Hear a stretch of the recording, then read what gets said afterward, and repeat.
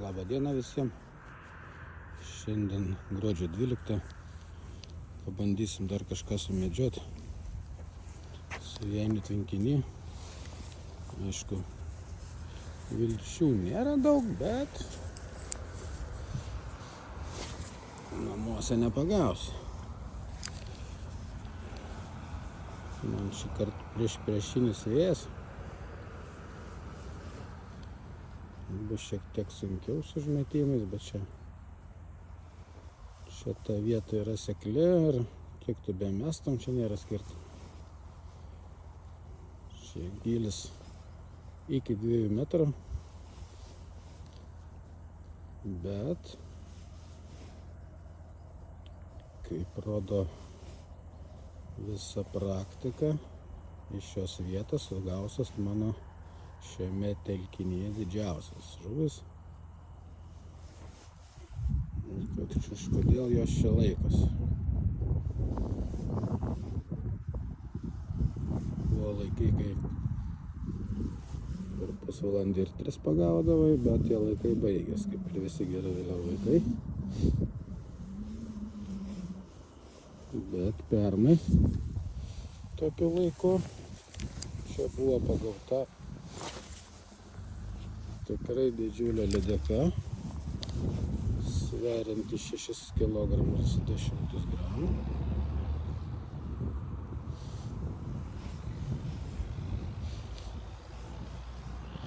Ir šiaip standartas, jeigu imant kažkodėl tai šią vietą, tai iki 3 kg.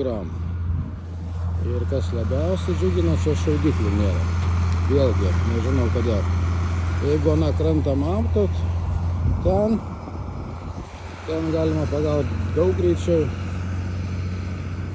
Netgi galima sakyti, per valandą tikrai pagausit, nors šiaip per pusę valandos. Bet tikimybė pagauti legalią, arba bent jau ten 1,5 kilogramo, yra labai nedidelė.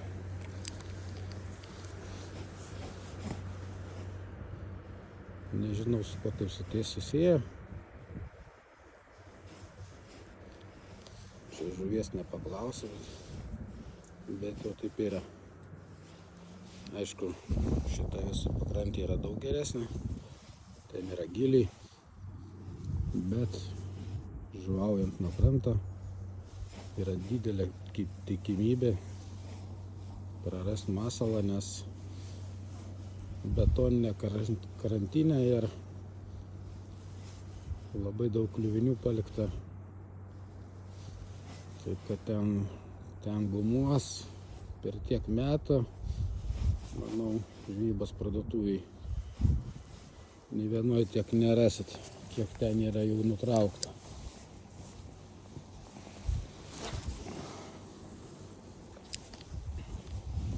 Žinoma, turint valtį, ten viską galima išsigelbėt, bet turint valtį, tenai niekas nežuvauja.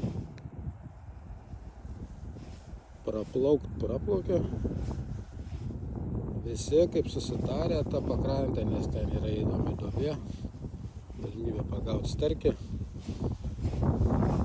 Bet kiek žinau, velkiaujant sterkį, pagauti, nežinau, 10% tikimybės, gal dar mažiau.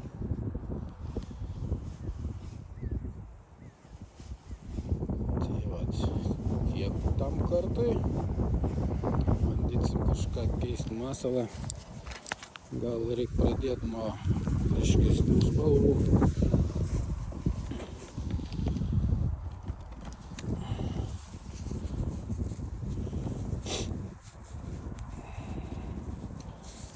Nors pagal viską reikėtų kažką labai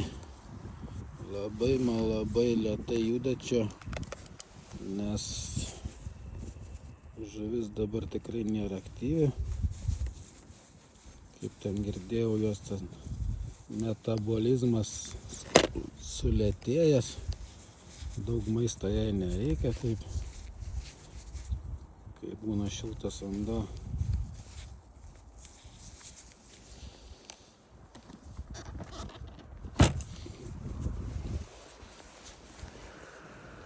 Tai reikia kažką tokio atrasti, aukso vidurį.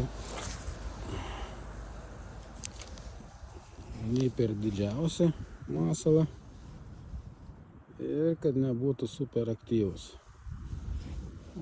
Aš nežinau, aš tą girdėjau tik tais iš YouTube'ės, kas filmuoja profesionalai arba taip save laikantis. Reikia išbandyti tą teoriją.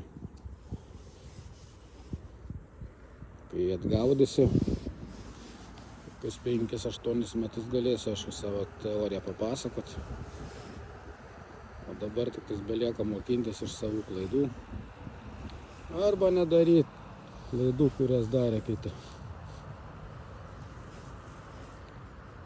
Žvejyba to įdomi, kad tu nežinai, kaip viskas pasibaigs.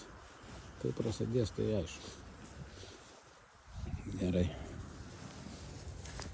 Jeigu bus kas įdomaus, aš tikiuosi kamerą greitai jungsim. O dabar čia žiūrėti ir klausytis, ką aš čia nusišneku, jau čia niekam neįdomu. Tai tada tiek.